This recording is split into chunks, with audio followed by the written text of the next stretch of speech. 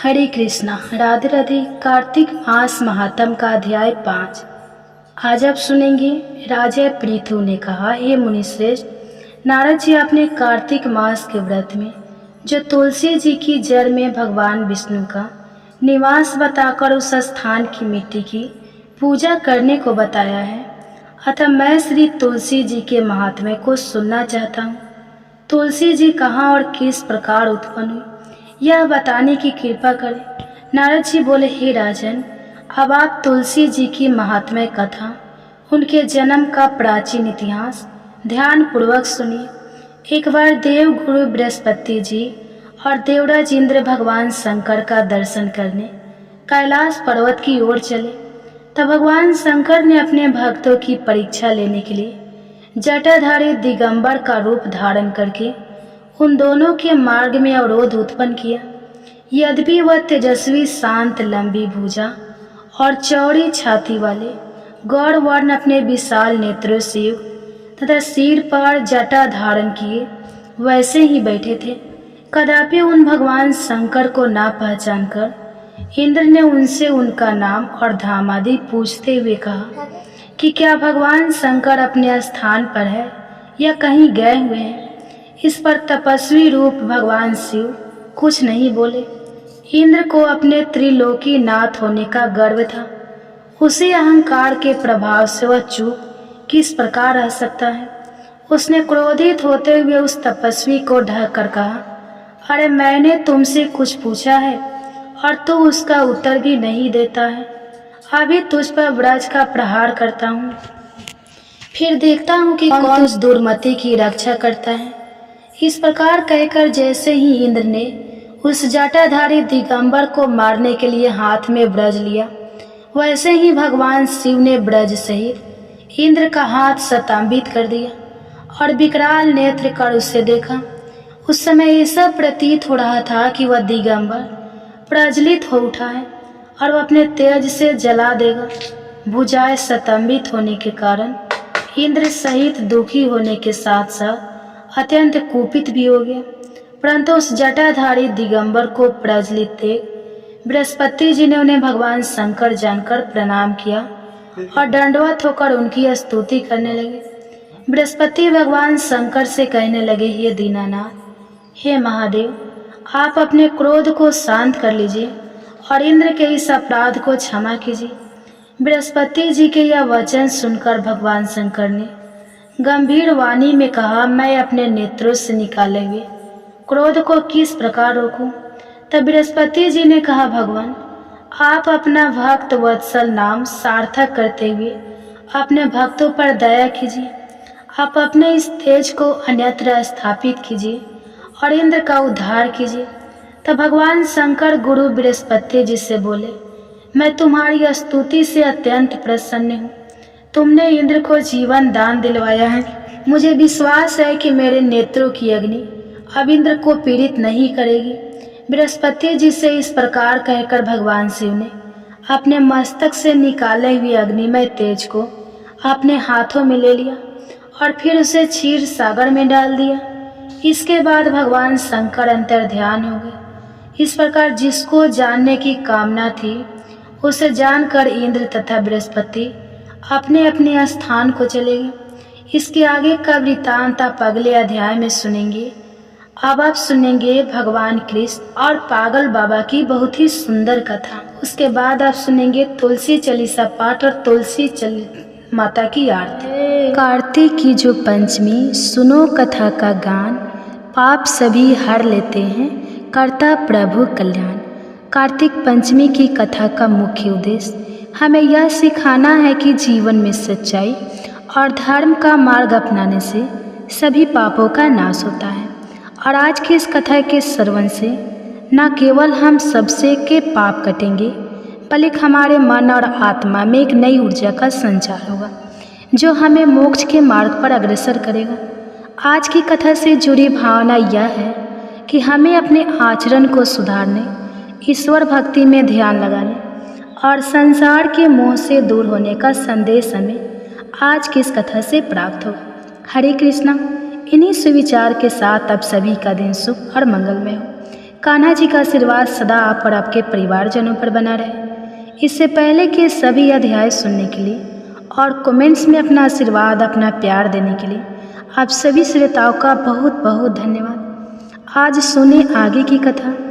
भगवान कृष्ण की महिमा अपरंपार है। वह किसी न किसी रूप में अपने भक्तों को दर्शन जरूर देते हैं। अगर कोई भक्त उनकी सच्चे मन से भक्ति करता है तो वह हर संभव उनकी सहायता जरूर करते हैं। अगर सच्चे मन से पूरी तरह समर्पित भाव से भगवान की भक्ति की जाए, शुद्ध बुद्ध खोकर अगर सिर्फ भगवान का ही ध्यान किया जाए, सब कुछ मोह माया त्याग कर अगर केवल प्रभु में ही मन लगा लिया जाए, तो भगवान अपने भक्त को कभी संकट में नहीं रहने देते, उसे हर संकट से तार लेते हैं। और आज के अध्याय का शुभारंभ भी भगवान कृष्ण के एक चमत्कार की कहानी से करेंगे। अगर आज की यह कहानी आपको पसंद आए तो वीडियो को लाइक करके हो सके तो शेयर जरूर कीजिएगा। भगवान श्री कृष्ण की जन्मभूमि में हर जगह आपको कुछ न कुछ आश्चर्य ऐसे दिखाई देंगे जो भगवान से जुड़े हैं। कहा जाता है कि इसकी वजह यहाँ कण कण में भगवान कृष्ण का वास माना जाता है। वृंदावन में भी आपको ऐसे बहुत सारे आश्चर्य दिखाई दे जाएंगे। यहाँ पर कई संत भी हुए हैं, ऐसे संत जिनके चमत्कारों के किस्से हमेशा सुनाई देते हैं। आज भी अनेकों संत वहाँ पर हैं जिनके आश्चर्यजनक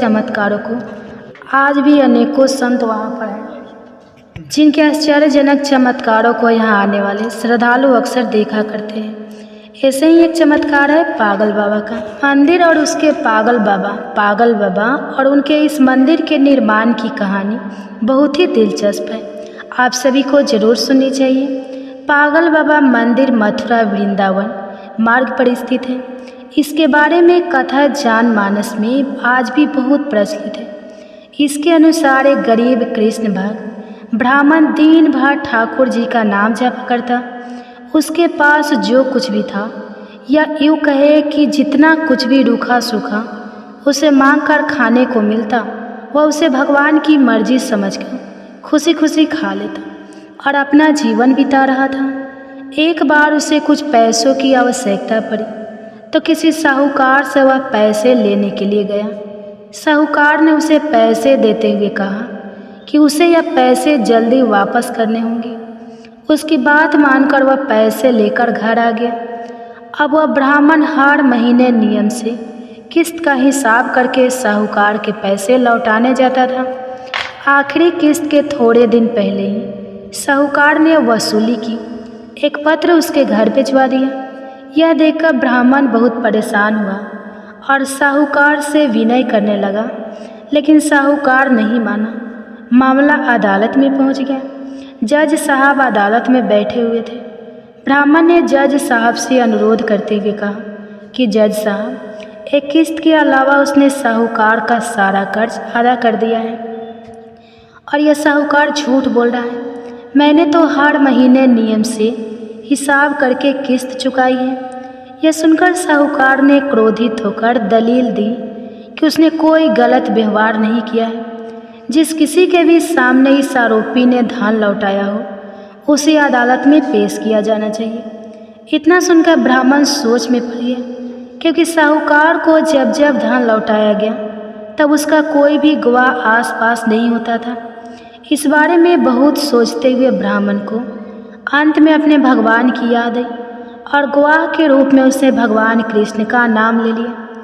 भगवान कृष्ण का नाम सुनकर पहले तो जज साहब कुछ हैरान हुए, लेकिन बाद में ब्राह्मण ने उनका पता मांगा गया। ब्राह्मण के कहने पर एक नोटिस बाके बिहारी के मंदिर में भेजा गया, क्योंकि जब अदालत में गवाही देनी होती है तब नोटिस मिलने पर गवाह को अदालत में उपस्थित होना ही पड़ता है। अब पेशी की अगली तारीख पर एक बूढ़ा आदमी कोर्ट में पेश हुआ और ब्राह्मण की तरफ से गवाही देते हुए कहने लगा कि जब ब्राह्मण साहूकार को पैसे लौटा आता था तब मैं उसके साथ ही हुआ करता था। बूढ़े आदमी ने रकम वापस करने की हर तारीख को कोर्ट में मुंह जबानी बता दिया, जैसे उसे सब कुछ एक एक तारीख के हिसाब से याद हो। साहूकार के खाते में भी बूढ़े आदमी द्वारा बताई गई रकम की जो तारीख थी वह भी सही निकली। साहूकार ने राशि तो दर्ज की थी, लेकिन नाम फर्जी लिखे हुए थे। इसके आधार पर जज ने ब्राह्मण को निर्दोष साबित कर दिया। लेकिन जज साहब अब तक हैरान थे कि इतना बूढ़ा आदमी इतनी सही तारीख भला कैसे याद रख सकता है। जज साहब ने उसके बारे में जब ब्राह्मण से पूछा कि यह बूढ़ा आदमी कौन है, तो ब्राह्मण ने उत्तर दिया कि यह सब जगह रहता है। लोग उन्हें श्याम, कान्हा, कृष्ण आदि नामों से जानते हैं। इसके बाद जज साहब ने फिर से ब्राह्मण से पूछा कि बताओ वह बूढ़ा आदमी कौन था। फिर ब्राह्मण ने कहा सच में उसे नहीं पता कि वह कौन थे। जज साहब को इस बात से बड़ी हैरानी हुई। उनके मन में सवाल पर सवाल आ रहे थे। आखिरकार वह आदमी कौन था? इसी पहेली को सुलझाने के लिए जज साहब स्वयं अगले दिन बांके बिहारी के मंदिर में पहुंच गए, क्योंकि ब्राह्मण ने जब गवाही का वह पता दिया था तो उसमें यही पता उपस्थित था। जज साहब जानना चाहते थे कि आखिर बीते दिन जो आदमी अदालत में गया था वह कौन था। मंदिर के पुजारी से जब जज साहब ने पूछा और सारे घटनाक्रम की जानकारी दी और बात की, तो पुजारी जी ने बताया कि जो भी चिट्ठी पत्र यहाँ आती है उसे भगवान के चरणों में रख दिया जाता है। जज साहब ने उस बूढ़े आदमी के बारे में भी पूछा, लेकिन पुजारी जी ने कहा ऐसा तो कोई भी आदमी यहाँ नहीं रहता। यह सब बातें सुनने के बाद जज साहब को लगा कि हो ना हो साक्षात श्री कृष्ण ही रहे होंगे। इस घटना का जज पर इतना असर पड़ा कि अपने आप को धन्य मानते हुए उन्होंने अपने पद से ही इस्तीफा दे दिया और घर परिवार भी छोड़ दिया और स्वयं एक संत बन गए। भगवान कृष्ण की भक्ति में रम गए। स्थानीय लोगों का मानना है कि बहुत सालों बाद वह जज पागल बाबा के नाम से वृंदावन में वापस लौटे और उन्होंने पागल बाबा मंदिर का निर्माण कराया। तब से यह मंदिर पागल बाबा मंदिर के नाम से प्रसिद्ध है। इस मंदिर के निर्माण के बारे में एक और प्रचलित मान्यता है कि जब जज साहब को पता लगा कि उनके सामने साक्षात श्री कृष्ण ही अदालत में पेश हुए हैं, तब से वे श्री कृष्ण को ढूंढने के लिए इतने अधीर, इतने बेचैन हो गए थे कि अपनी खुद बुध खो बैठे थे। इस घटना ने उन्हें इतना बेचैन कर दिया था, इतना व्याकुल कर दिया था कि वह पागल से हो गए थे। इसके बाद वह जिस किसी भंडारे में जाते, वहाँ से पुतलों की जूठन उठाते और उसमें से आधा जूठन ठाकुर जी को अर्पित करते और आधा खुद खा जाते थे। उन्हें ऐसा करते देख लोग उनके विरुद्ध हो गए। लोगों ने उन्हें मारना पीटना भी शुरू कर दिया, लेकिन वह अपनी शुद्ध बुद्ध खोकर हर दिन भंडारों का जूठन खुद खाते और भगवान को भी खिलाते रहते थे। हार कर लोगों ने उन्हें पागल के रूप में मान लिया और धीरे धीरे उनका नाम ही पागल बाबा पड़ गया।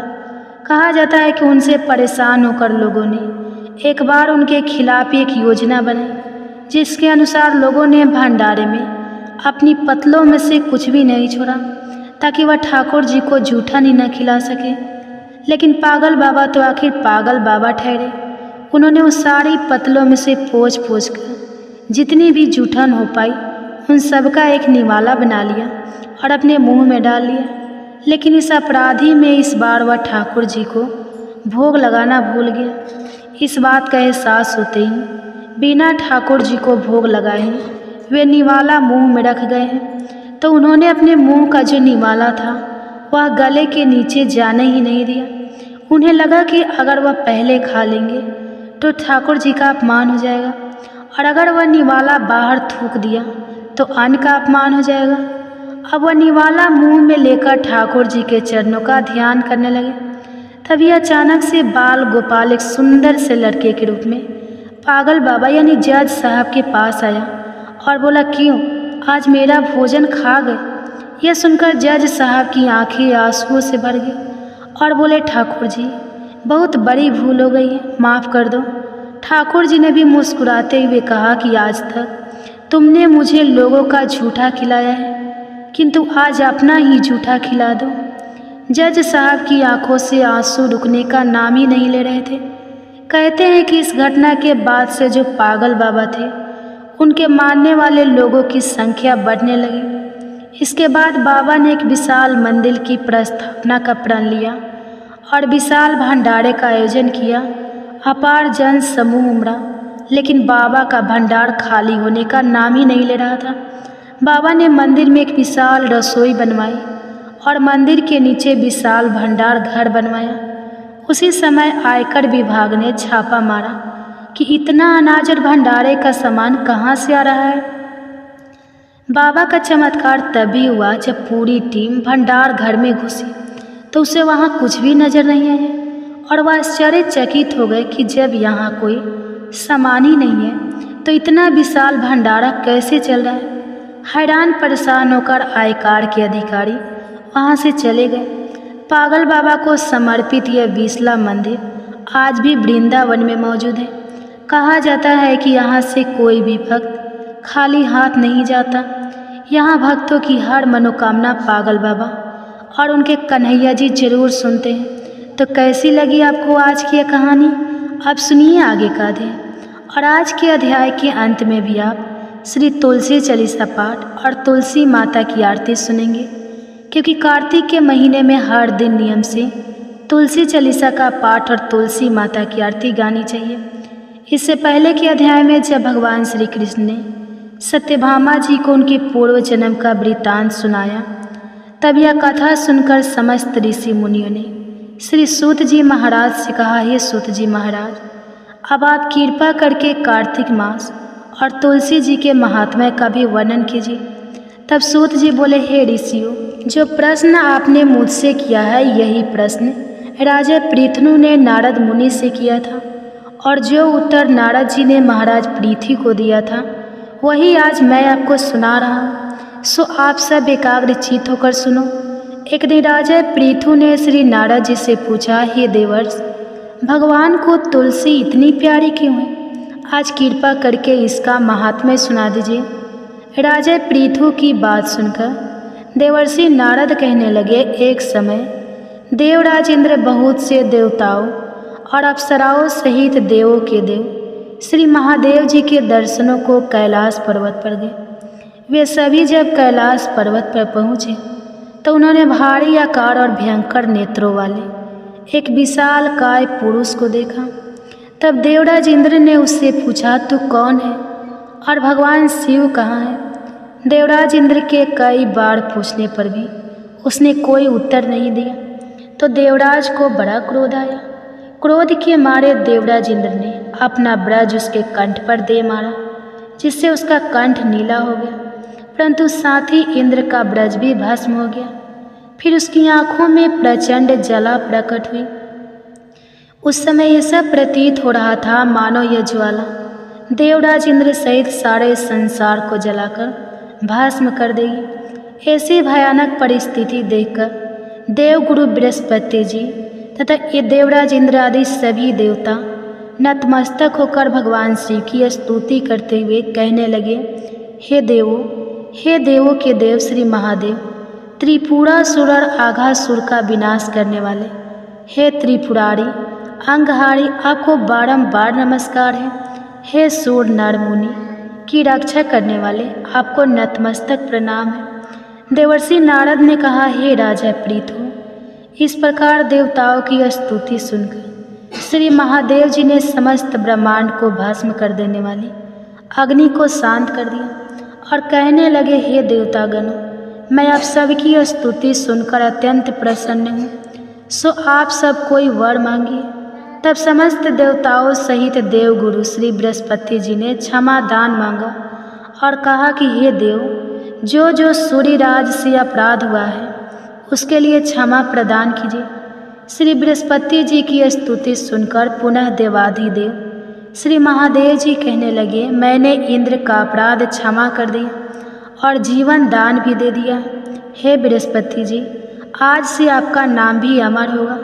तब श्री बृहस्पति जी कहने लगे, हे भगवान, अगर आप हम पर सब पर प्रसन्न हैं तो सूर्यराज की रक्षा भी कीजिए और सारे ब्रह्मांड को भस्म करने वाली अग्नि जो आपके तेज से उत्पन्न हुई है उसे भी शीघ्र शांत कर दीजिए। भगवान शंकर कहने लगे, मेरे नेत्रों से निकला हुआ ज्वाला रूपी तेज अब वापस कैसे हो सकेगा, इसलिए अब हम इसे कहीं दूर फेंक देते हैं। ऐसा कहकर भगवान भूतेश्वर ने उस अग्नि को समुद्र में फेंक दिया। तब वह अग्नि गंगा के संगम पर गंगा सागर में जा गिरी और एक बालक का रूप धारण करके रोने लगी। उसके रोने की आवाज़ से पृथ्वी बेईमान हो गई, सप्तद्वीप बहरे हो गए। ऐसा घोर आश्चर्य देखकर, समुद्र की गोद में बालक को रोते हुए देखकर श्री ब्रह्मा जी बड़े आश्चर्य से पूछने लगे, यह किसका बालक है? समुद्र ने उस बालक को बड़े आदर से उठाकर ब्रह्मा जी की गोद में दे दिया और कहा कि यह मेरा पुत्र है जो गंगा से उत्पन्न हुआ है, अब आप इसका जात कर्म कराइए। उसी समय उस बालक ने ब्रह्मा जी की दाढ़ी पकड़कर बड़े जोर से मरोड़ दी, जिसके मरोड़े से ब्रह्मा जी की आंखों में आंसू भरे। तब किसी प्रकार से ब्रह्मा जी ने अपनी दाढ़ी छुड़ाई और कहा, इसने हमारी आंखों से जल निकाला है, इसलिए इसका नाम जलंधर होगा और यह शिव जी के अलावा संसार में और किसी के हाथ से नहीं मर पाएगा। इसका कारण यह है कि यह शिव जी के अंश से उत्पन्न हुआ है। यह सुनते ही वह बालक युवा हो गया। तब ब्रह्मा जी ने शुक्राचार्य जी को बुलाकर राज्याभिषेक कराया और तब ब्रह्मा जी वहाँ से अंतर ध्यान हो गए। सिंधु राज ने काल नेमी की पुत्री वृंदा के साथ जलंधर का विवाह करा दिया। वृंदा अति सुंदर थी और सारे ब्रह्मांड में प्रथम सती और पतिव्रता थी। परम सुंदर पत्नी पाकर जलंधर बहुत प्रसन्न हुआ, इसलिए आनंद से अब उसके 3 दिन बीतने लगे। जब जब जलंधर घर में आता तो वृंदा स्वयं अपने हाथों से पंखा जलाती, पाद अर्घ्य आचमन अर्पण करती। इस प्रकार वो अपने पति को नारायण समझकर उसकी सेवा किया करती थी। देवर्षि नारद बोले, हे राजन, अब मैं पतिव्रता स्त्रियों के कुछ लक्षण सुनाता हूँ। पतिव्रता स्त्री अपने पति के दुख में दुखी और पति के सुख में सुखी रहती है। पति के परदेश जाने पर विरह वेदना का आधे दुख सहन करती है और पति के मर जाने पर पतिव्रता स्त्री पति के साथ सती हो जाती है। अपने पति के पाप पुण्य में आधे की भागीदारी होती है, इसलिए स्त्री अर्धांगिनी कहलाती है। जो स्त्री अपने मृत पति के साथ शमशान भूमि तक जितने कदम उठाकर जाती है, उसका एक एक कदम पर एक एक यज्ञ का पुण्य फल प्राप्त होता है। ऐसी स्त्री अपने माता पिता और पति तीनों कुलों को पवित्र कर देती है। जिस प्रकार सपेरा सर्प को बिल से बाहर निकाल लेता है, ठीक उसी प्रकार पतिव्रता सती नारी अपने पति को नरक से निकाल लेती है। जलंधर की कथा पर वापस आते हुए देवर्षि नारद ने आगे कहा, हे राजा पृथु, देवताओं के भय से भयभीत होकर जो सब दैत्य पाताल लोक में भाग गए थे, वे जलंधर का अभय पाकर फिर से पृथ्वी पर आकर निर्भय घूमने लगे। उसी समय जलंधर ने राहु के कटे हुए सिर को देखा और उसने शुक्राचार्य जी से इसका रहस्य पूछा। तब उन्होंने समुद्र मंथन के समय देवताओं द्वारा अमृत को छले जाने का समस्त वृत्तांत उसे कह सुनाया। इस प्रकार अपने पिता का मंथन और देवताओं द्वारा दैत्यों का अपमान सुनकर जलंधर को बड़ा क्रोध आया। क्रोध से भरे हुए जलंधर ने घासमटम दूत को बुलवाया और देवताओं के पास भेजा। घासमटवश ना तो अपना मस्तक झुकाया और ना नमस्कार किया, बल्कि गरज कर कहा कि दैत्यराज, जलंधर ने जो कुछ कहला भेजा है वह सब कान खोलकर सुन लो। उन्होंने कहा है कि मेरे पिता समुद्र का मंथन करके जो 14 रत्न तुमने लिए हैं, उन पर तुम्हारा कोई अधिकार नहीं है। भला इसी में है कि वे रत्न तुम हमको वापस लौटा दो। दूत के ऐसे अभिमान पूर्ण शब्द सुनकर देवराज इंद्र भयभीत हो गए और विस्मय के साथ बोले कि समुद्र सदैव हमारे शत्रु दैत्यों की रक्षा करता है, इसलिए उसको हमने मत कर जो रत्न लिए हैं उस पर दैत्यों का कोई अधिकार नहीं। दूत ने देवराज के ऐसे वचन सुनकर वापस लौटकर जलंधर को उत्तर सुना दी। इसे सुनकर जलंधर को बहुत क्रोध आया और देवताओं को जीतने का उपाय वह सोचने लगा। उसने सभी दिशाओं में दूत भेजकर और पाताल में संदेश देकर समस्त दैत्यों को बुला लिया और शुंभ और निशुंभ को दैत्य दल का सेनापति बना दिया। उन्होंने दैत्य दल सहित नंदन वन में जाकर देवराज इंद्र की अमरावती पुरी को चारों ओर से घेर लिया और देवराज इंद्र की आज्ञा से देवता भी युद्ध करने के लिए तैयार होकर युद्ध के मैदान में आ डटे। अनेक प्रकार के शस्त्रों से दैत्यों और देवताओं में भीषण युद्ध आरंभ हो गया। दोनों पक्ष एक दूसरे को मार मार कर गिराने लगे। सब और रक्त की धारा बहने लगी। मरकर गिरे हुए हाथियों और घोड़ों से पृथ्वी भर गई। जो दैत्य समर भूमि में मर जाते थे उन्हें शुक्राचार्य अपनी संजीवनी विद्या से जीवित करने लगे। उधर देवगुरु बृहस्पति जी द्रोणाचल पर्वत की दिव्य जड़ी बूटियों का प्रयोग करके देवताओं को दोबारा जीवित करने लगे। जब देवगुरु बृहस्पति द्वारा जड़ी बूटियों के प्रयोग से देवताओं को जीवित करने का समाचार दैत्यराज जालंधर ने सुना तो उसने समस्त बलशाली दैत्यों को एकत्रित करके आज्ञा दी कि द्रोणाचार्य पर्वत उठाकर समुद्र में फेंक दो। जालंधर की आज्ञा पाते ही दैत्यों ने द्रोणाचार्य पर्वत उठाकर समुद्र में फेंक दिया और फिर घोर युद्ध आरंभ कर दिया। दोबारा प्रारंभ हुए युद्ध में बहुत से देवता मारे गए। तब देवगुरु बृहस्पति जी एक बार फिर संजीवनी बूटी लेने के लिए द्रोणाचार्य पर्वत पर गए। वहाँ पर पर्वत को ना पाकर और देवताओं का सारा होते देख देवगुरु घबरा गए। इसके बाद जो कुछ भी हुआ उसका वृतांत आप आगे आने वाली वीडियो में सुनिए। अब सुनिए श्री तुलसी चालीसा पाठ और तुलसी माता की आरती। जय तुलसी भवती सत्यवती सुखदनी नमो नमः। हरि प्रेसी श्री वृंदा गुण खानी श्री हरि शीस विरजन देहु अमर वर्य जनहित। हे वृंदावनी अब न करहु विलंब।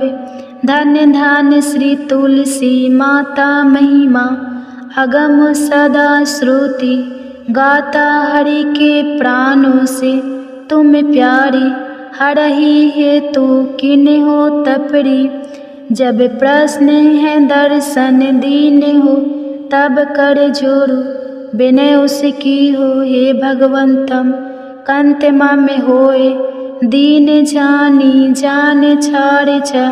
सुन लक्ष्मी तुलसी की बानी दीन हो श्राप कथ पर आनी। उस आयोगी वर मांगन हारी हो बीट पर तुम जर तनुधारी। सुनी तुलसी सपति माहु करहु वास तुनीचन। धामा दियो वचन हरि तब तत्काला सुनहु सुमुख जानी। बिहाला समय पाई योरो पाती तोरा पुजही आस।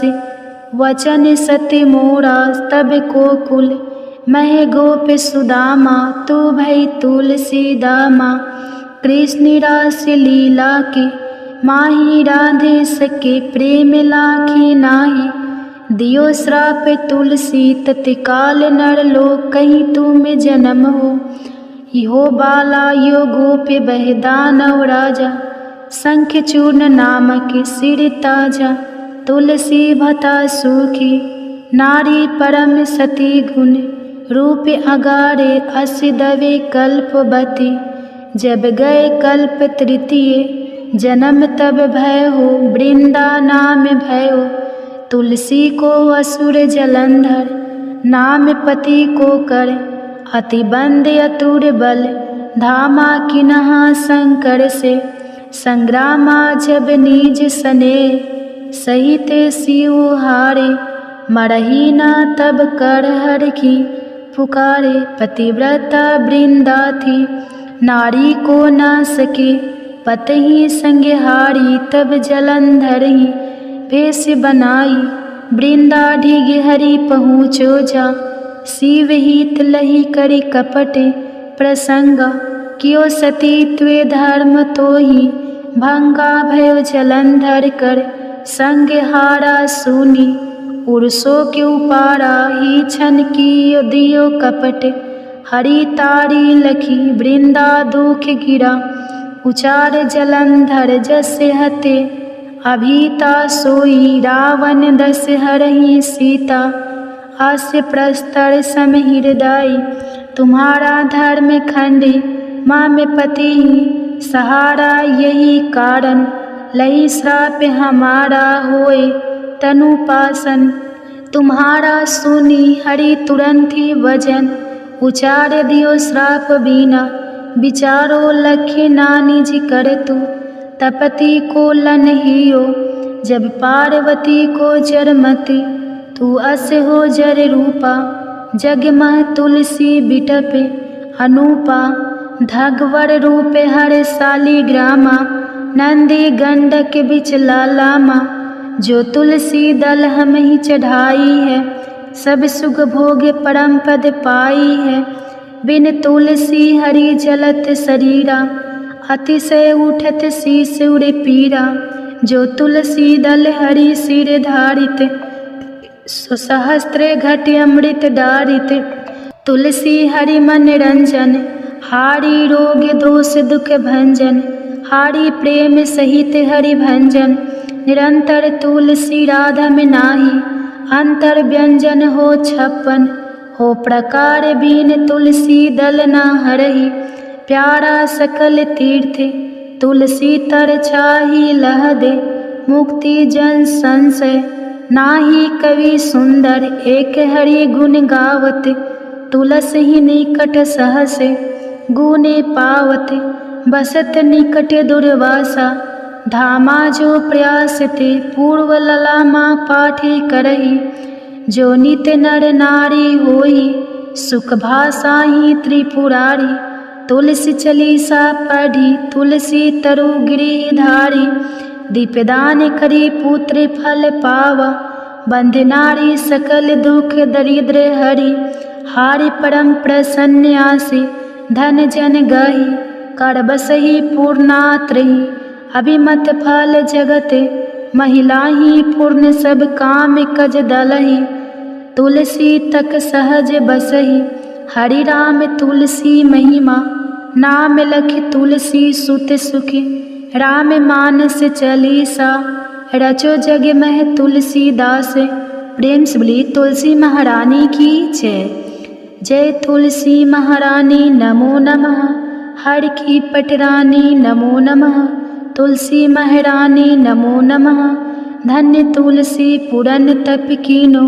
शालीग्राम बनी पटरानी नमो नमः। तुलसी महारानी नमो नमः, हर की पटरानी नमो नमः। जाके पत्र मंजरी कोमल श्रीपति, कमल चरण लपेटानी नमो नमः। तुलसी महारानी नमो नमः, हरि की पटरानी नमो नमः।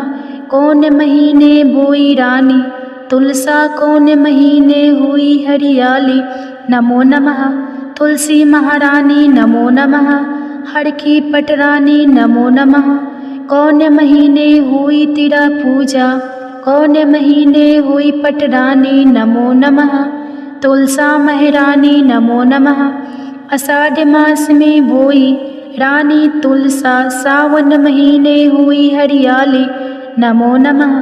तुलसी महारानी नमो नमः, हरि की पटरानी नमो नमः।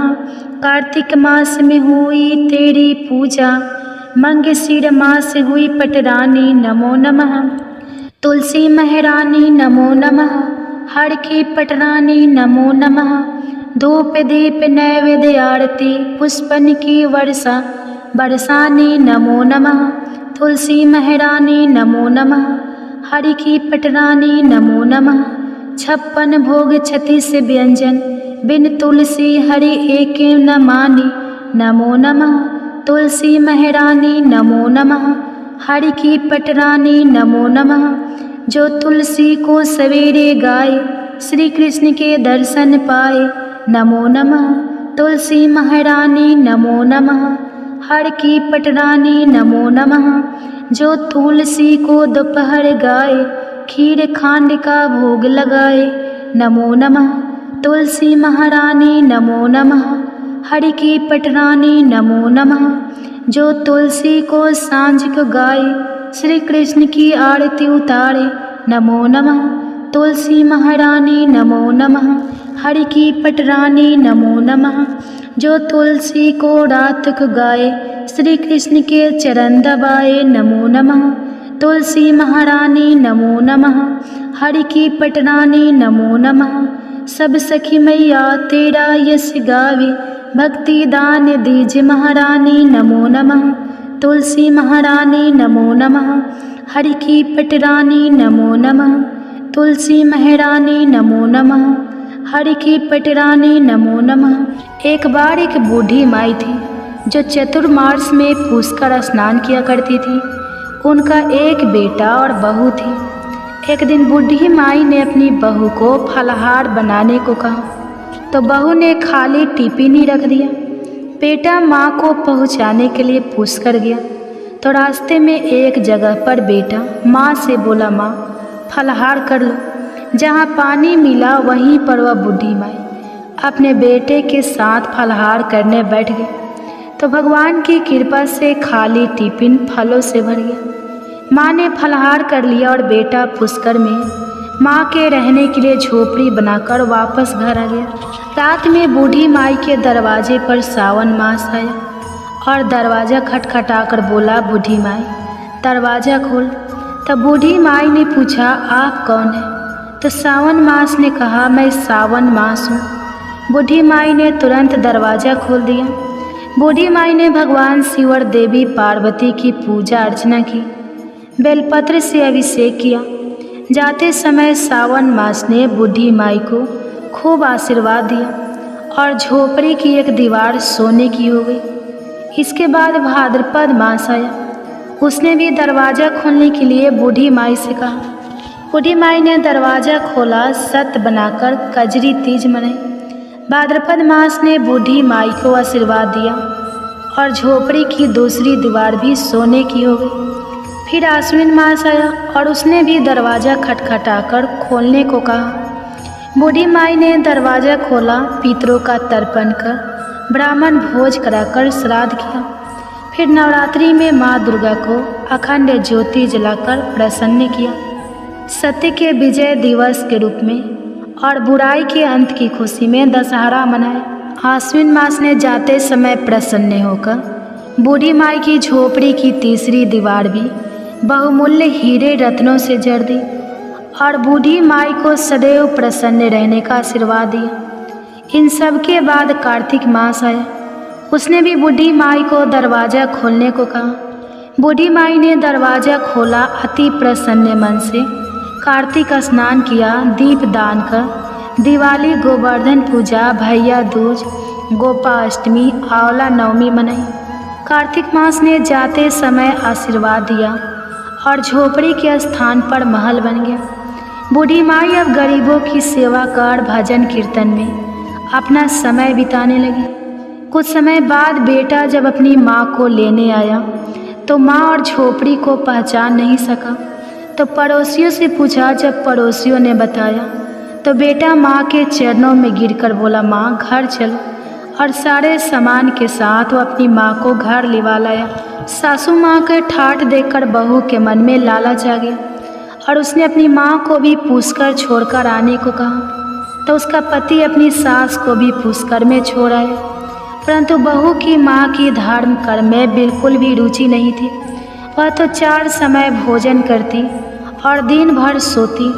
चारों मास उसके दरवाजे पर भी उसी तरह आए जैसे बूढ़ी माई के दरवाजे पर आए और चले गए। जाते समय झोपड़ी जो थी वो भी गिर गई और बहू की माँ पुण्य मिलने के बजाय गधी की योनि में चली गई, क्योंकि स्त्री लक्ष्मी जी का रूप है और लक्ष्मी जी की तरह चंचल होना चाहिए, निश्चल होना चाहिए। भगवान की पूजा और अतिथि का सम्मान और दान पुण्य करना चाहिए।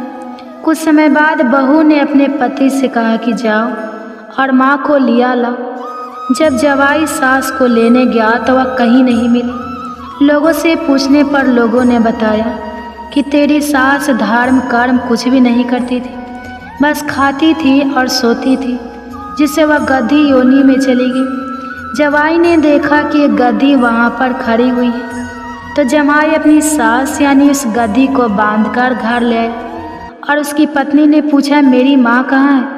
तब पति ने कहा कि तुम्हारे लालच की वजह से तुम्हारी माँ गधी की योनि में आ गई है। बड़े बड़े विद्वानों ब्राह्मण ऋषि मुनियों से पूछने पर उन्होंने बताया कि तुम्हारी सास के स्नान किए पानी से स्नान करने पर उसे मनुष्य योनि मिलेगी। तब बहू ने ऐसा ही किया और उसकी माँ पुनः मनुष्य योनि में आ गई। राधा दामोदर भगवान जैसा बुढ़िया माई को दिया वैसा सबको देना, कहता को सुनता को और हुंकार भरते को सबको देना। प्रिय श्रोताओ, अगर कान्हा जी को प्रसन्न करना है और कान्हा जी की कृपा पानी है तो पहले राधा रानी का नाम लेना चाहिए, और अगर राधा रानी को प्रसन्न करना है तो कान्हा जी का नाम रटना चाहिए और कान्हा जी की भक्ति करनी चाहिए। राधा रानी बहुत प्रसन्न हो जाती है, और जिस पर राधा रानी की कृपा हो भला वो निशा कैसे रह सकता है। एक बार की बात है, वृंदावन में एक संत रहते थे। श्रीमद् भागवत पुराण में उनकी बड़ी निष्ठा थी। उनका रोज का नियम था कि वह भागवत महापुराण का रोज एक अध्याय का पाठ किया करते, और पाठ करने के बाद उस पाठ को राधा रानी जी को अर्पण कर देते। वो संत वृंदावन छोड़कर कहीं भी आते जाते नहीं थे। उन्हें जो कुछ भी चाहिए था लोग भक्ति भाव से खाना पीना, उनकी ज़रूरत का सामान उनकी कुटिया पर ही दे जाया करते थे। वह संत भी अपनी कुटिया में बैठे बैठे या तो किशोरी जी का नाम जपते रहते या फिर श्रीमद् भागवत का पाठ किया करते। ऐसा करते करते उन्हें कई वर्ष बीत गए। एक दिन भी ऐसा नहीं था जब उन्होंने इस बीच राधा रानी को भागवत का अध्याय ना सुनाया। वे संत अब बूढ़े हो रहे थे। श्रोताओ, यह बुढ़ापा ऐसा ही होता है। शरीर के सारे अंग कमज़ोर हो जाते हैं, कानों से सुनाई देना कम हो जाता है, आँखों से दिखाई देना कम हो जाता है, यहाँ तक कि चलने के लिए शरीर में शक्ति भी नहीं रह जाती। अब भागवत का जब वह पाठ करने बैठते तो उन्हें भगवत के अक्षर बहुत धुंधले से दिखाई देते। पढ़ने में बड़ी कठिनाई होती। बहुत देर तक नजरें गड़ाए रहते, तब धीरे धीरे जो कुछ समझ में आता उसी को पढ़ने लगते। कुछ दिनों के बाद तो अब उन्हें देखना और भी कम हो गया। भागवत कथा पढ़ने में असमर्थ हो रहे। संत जी को सिर्फ एक बात का अफसोस था। अफसोस इस बात का नहीं था कि उनकी आंखों की रोशनी कम हो रही थी। अफसोस इस बात का था कि अब वह भागवत का पाठ कैसे करेंगे और कैसे राधा रानी को भागवत बनाएंगे। उनका कई वर्षों का एक नियम था जो ऐसा लगता था अब टूट रहा है।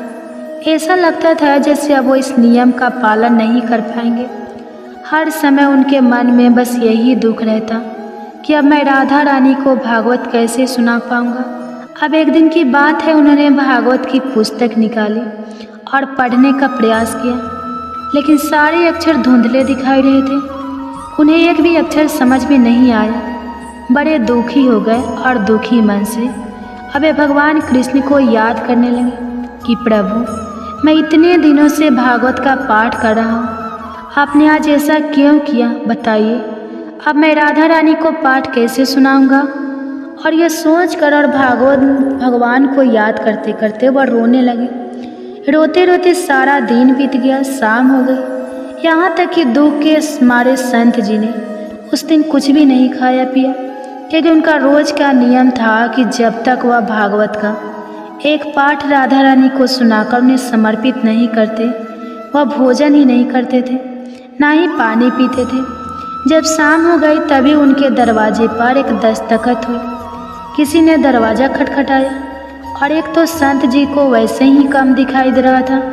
उन्हें यह भी नहीं पता चलता था कि सामने कौन उनसे बात कर रहा है या कौन उनके दरवाजे पर दस्तखत दे रहा है। वे किसी को पहचानने में भी असमर्थ हो चुके थे। किसी तरह से दरवाज़ा पर पहुँचे। दरवाज़ा खोलकर बोले, कौन है? तब एक नन्हा सा बालक बोला, बाबा, माँ ने आपके लिए खाने के लिए भोजन भेजा है। वह संत दुखी तो थे ही, भोजन की बात सुनते ही बोले, नहीं चाहिए खाना, जब तक मेरा नियम पूरा नहीं होगा मैं भोजन नहीं करूँगा। वह नन्हा बालक बोला, बाबा, कौन सा नियम?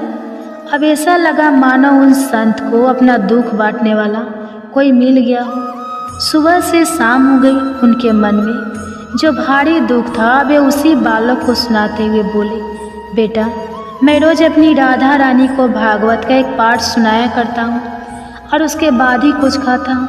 और आज तो सुबह से शाम हो गई, मैंने पढ़ने का बहुत प्रयास किया लेकिन मेरी आंखों से आज तो बिल्कुल भी नहीं दिखाई दे रहा। ऐसा लगता है आज ही मेरी आंखों की रोशनी चली गई है। ऐसा कहकर वह संत बाबा रोने लगे। बालक उन्हें रोते देखकर बोलने लगा, बाबा अच्छा ये आंखें चली गई है इसलिए आप दुखी हो रहे हैं। तो संत महाराज बोले, अरे बेटा ये आंखें भला किसको चाहिए? अरे मैं तो इसलिए दुखी हो रहा हूँ कि अब मैं अपनी राधा रानी को भागवत कैसे सुनाऊंगा। तब संत महाराज की बात सुनकर वह नन्हा बालक बोला, बाबा थोड़ा रुको, मैं बिल्कुल अभी आया। ऐसे कहते हुए बालक दौड़कर वहाँ से चला गया और बाबा वहीं दरवाजे पर खड़े रह गए। इतने में वह बालक फिर से तेजी से दौड़ता हुआ वापस आया और बाबा को हाथ में कुछ पकड़ते हुए बोला, बाबा यह लो पट्टी और अपनी आंखों पर बांध लो। ऐसा कहकर वह पट्टी संत महाराज के हाथों में पकड़ाकर भाग गया। बाबा उसे आवाज़ देते ही रह गए लेकिन वह रुका नहीं। तब बाबा बड़े दुखी मन से कमरे के अंदर आकर धरती पर ही लेट गए। बाबा ने सोचा हो सकता है किसी वैद्य का बालक होगा, कुछ इलाज जानता होगा, हो सकता है इस पट्टी में कुछ मरहम लगा हो, चलो लगा कर देखता हूँ, शायद कुछ आराम मिल जाए, शायद मुझे दिखना शुरू हो जाए। ऐसा सोचकर बाबा ने धरती पर लेटे लेटे ही हाथों में पकड़ी पट्टी आंखों पर बांध ली और सो गए। कुछ देर के बाद जब बाबा उठे तो बड़ा आश्चर्य हुआ। यह बहुत हैरानी की बात थी कि बाबा को सुबह से लेकर शाम हो गई, भागवत का एक अक्षर भी समझ में नहीं आ रहा था। यहाँ तक कि उन्हें अपने कमरे में रखी वस्तुएं भी साफ साफ नहीं दिख रही। अब उन्हें सब कुछ साफ साफ दिखने लगा, एक एक चीज़ उन्हें बिल्कुल साफ नजर आ रही थी। यह देखकर बाबा बड़े प्रसन्न हुए, सोचने लगे वह बालक तो बड़ा करामती निकला। अच्छा देखता हूँ आखिरकार उस बालक ने इस पट्टी में क्या औषधि मिलाई है। बाबा ने जैसे ही अपने हाथ में उस पट्टी को लेकर देखा तो उसमें क्या देखा कि ना तो उसमें कोई औषधि है, ना ही किसी तरह का लेप लगा हुआ है, बल्कि उसमें तो केवल राधे राधे लिखा हुआ था। यह देखते ही संत महाराज तो फूट फूट कर रोने लगे और कहने लगे, हे किशोरी जी आपके नाम की कितनी महिमा है। आपका नाम लिखा भर होने से इस पट्टी से मुझ अंधे को आंखें वापस मिल गई, मुझे और क्या चाहिए। बाबा बोले, राधे मुझसे श्लोक सुनने में आपको कितना आनंद आता है। अब देखो मैं आज से तुम्हें रोज़ भागवत सुनाऊंगा। बाबा बड़े प्रसन्न थे, बहुत खुशी के साथ बड़े उत्साह के साथ वह जल्दी से उठ गए और फिर रात में स्नान आदि करके पाठ करने बैठ गए। आज जब वे राधा रानी को भागवत सुना रहे थे तो उनकी आवाज़ में एक अलग ही खुशी थी, एक अलग ही ऊर्जा थी। होती भी क्यों न स्वयं राधा रानी और बाके बिहारी जी ने जो उन पर इतनी बड़ी कृपा की थी। तो प्रेम से बोलिए श्री राधा रानी की जय, बाके बिहारी की जय।